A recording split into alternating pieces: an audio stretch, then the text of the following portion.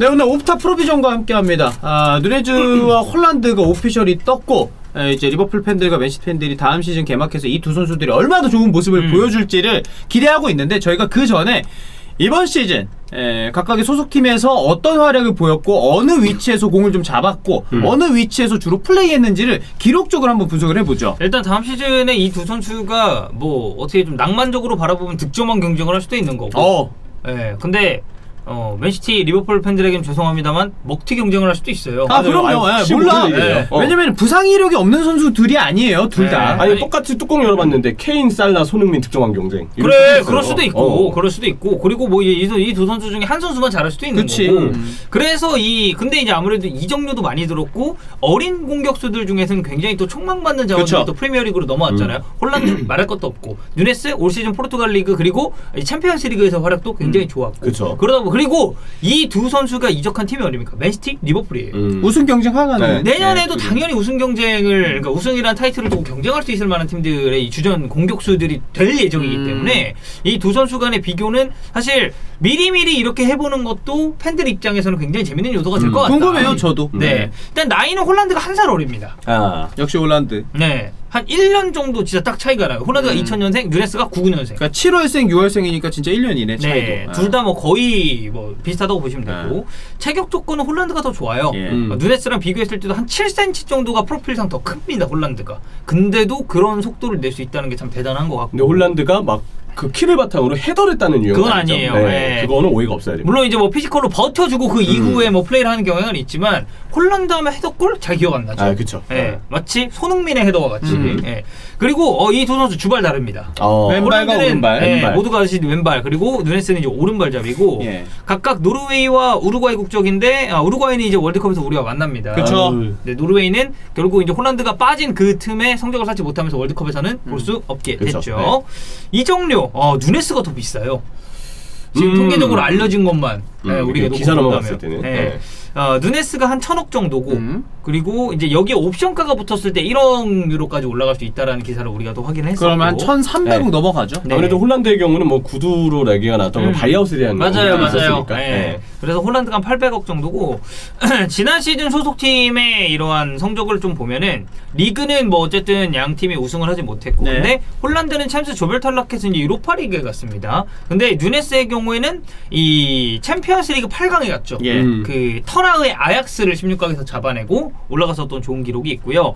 아쉽게도 뭐 양 선수가 지난 시즌 봤을 때 우승을 차지한 건 없습니다. 팀적으로 우승 타이틀은 없는데 누네스는 2021, 2022 프리메이라 리가 득점왕을 포르투갈 리그 차지를 했다는 거죠. 그래서 이 득점 기록이 상당히 좋았어요. 28경기 26골. 지난 시즌이 득점력이 확실하게 터졌던 시즌이었죠. 맞아요. 그래서 양 선수가 뭐 저희가 리그 스탯도 이렇게 보여드리고 있습니다만 26골 4개의 도움, 22골 7개의 도움 상당히 좋은 시즌을 보냈다고 보시면 될 것 같습니다. 자, 첫 번째 슈팅 히트맵. 어느 지점에서 슈팅을 많이 했냐 차이가 한눈에 보이죠. 맞아요. 그러니까 박스 안쪽 심지어 이제 페널티 스팟 근처에 굉장히 슈팅을 때린 위치가 많이 몰려있는 홀란드고 누네즈는 보면은 경기 때 보면은 왼쪽 하프 스페이스, 오른쪽 하프 스페이스 가리지 않고 꽤 중거리 슛도 과감하게 시도하는 편이에요. 뭐 그 중거리 슛에 대한 뭐 순도는 제가 잘 모르겠습니다만은 슈팅 시도 자체는 좀 많은 편이죠.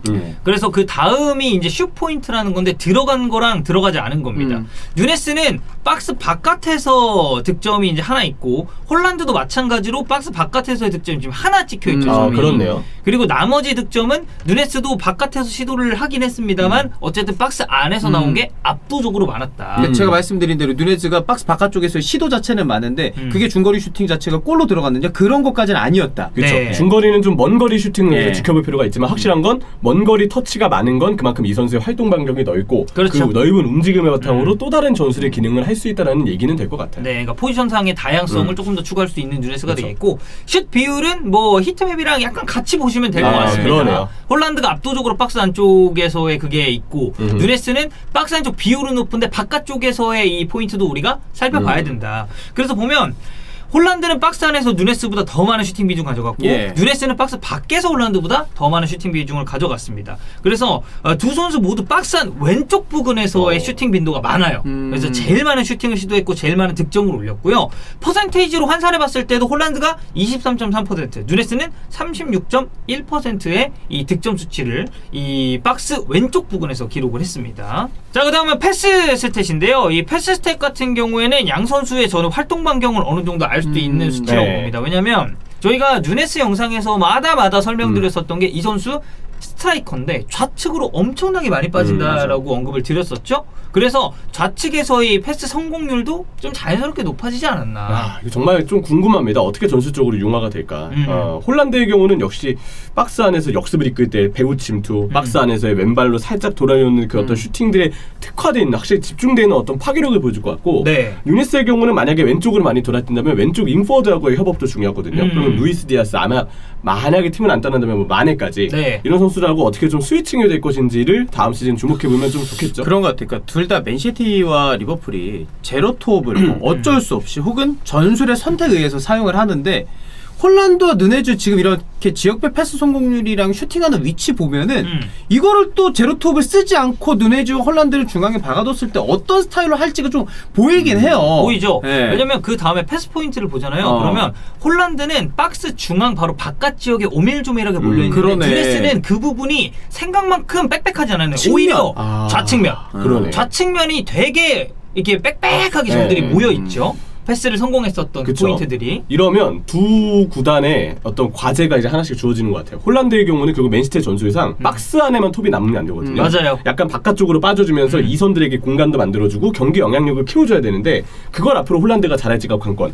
누네스의 경우는 박스 밖에 터치가 많고 패스가 많은 건 좋은데 윙포워드와 얼마나 융화가 될 것인지가 첫 번째. 두 번째는 공격수니까 결국 박스 안으로 다시 들어가는 상황을 만들어야 되는데, 이 박스 안으로 들어가는 상황을 얼마나 만들면서 박스 안에 파괴력을 보여주는 빈도를 늘리느냐, 이게 또 누네스한테는 과제가 될 것 같아요. 저는 거기에 추가로 저 위치에서 공을 저렇게 많이 잡는다면은 로버트슨이랑 동선 분배도 잘 돼야 될 것 같아요. 그렇지. 그래서 저거를. 로버슨 오버래핑, 그치. 뭐 누네스 타이밍이라던가. 디아스 안쪽으로 들어야 되고. 네. 홀란드도 봤을 때는 어쨌든 박스 안쪽보다는 지금 내려와서 이선 지역에서 볼 받아주는 움직임이나 패스 포인트가 상당히 많기 때문에 그렇죠. 그 부분을 기대할 수 있는 것 같고, 양 선수의 전진 패스 비율 같은 경우에는 홀란드가 조금 근소하게 낮습니다.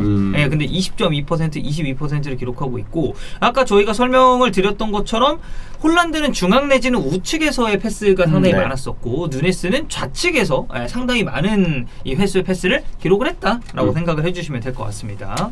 자, 마지막은 이제 수비 스탯인데 이거는 네. 뭐 사실 공격수를 두고 저희가 비교를 하고 있기 때문에 막 엄청나게 중요한 스탯이라고 보기는 좀 힘들어요. 그래도 이 선수가 얼마만큼 좀 수비 가담을 적극적으로 해주고 있는지에 대한 지표 정도는 될 것 같습니다. 일단 액션 히트맵을 저희가 지금 보여드리고 있는데 여기에 포함된 게 첫 번째 태클, 그리고 인터셉트, 클리어링, 파울, 여기에 리커버리까지 포함이 되어 있습니다.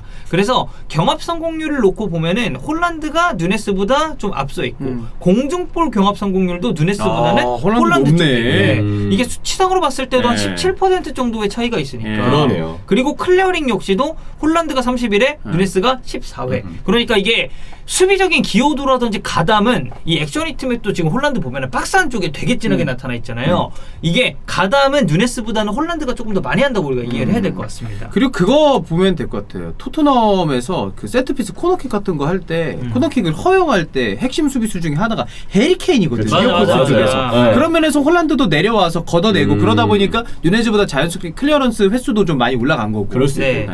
그래서 이거 수비 기여도 역시도 보면 홀란드는 중앙 내지는 우측에서의 기여가 많았고, 누네스는 딱 봐도 좌측이죠.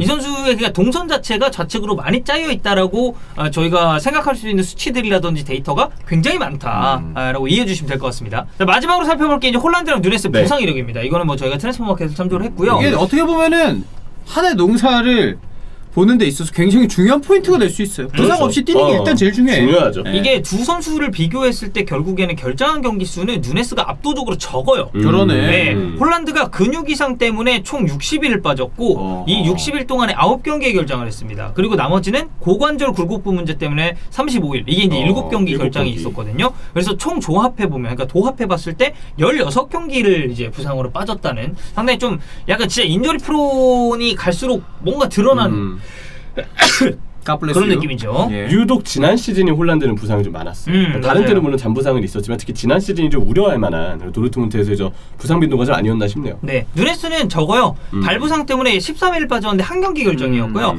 무릎 부상 때문에 8일 동안 아웃이 돼 있었는데 여기서 결정한 경기는 없습니다. 이때 네. 이제 경기가 없어가지고. 저는 그래서 아직은 누네스가 부상의 어떤 리스크를 따라오는 선수는 아닌 것 같아요. 그러니까 과거 네. 무릎 때문에 그러니까 그거 하나만 정말 이력은 있지만 그냥 생각은 해볼 정도만 네. 되는 것 같지 그냥 않을까. 한 형철이 얘기한 대로 참고 정도. 네. 과거에 무릎 부상이 좀 있었는데 지금은 뭐 경기 뛰는 데 있어서 그렇게 큰 영향은 없다. 그렇죠. 한 이 정도로 이해해 주시면 될 것 같습니다. 어쨌든 네. 홀란드 뉴네스 아주 신성 공격수라고 할 만한 선수들이 프리미어리그에 왔고요. 분명 양 구단에 있어서 제 생각에는 사실 첫 시즌에는 조금 적응기가 있을 것 같기는 해요. 홀란드도 뉴네스도 어차피 프리미어리그가 처음이기 때문에 근데 참 그런 건 있어요. 이 선수들한테 투자한 금액을 생각하면은 바로 나와야 적응기 되긴 없이 하지. 바로 좀 뛰어줘야 되긴 네. 해. 근데 저는 개인적으로 나이들이 어리고 새 무대라는 점을 감안했을 때 좀 길게 볼 필요도 두 선수 다 있지 않을까 네. 이렇게도 생각을 합니다.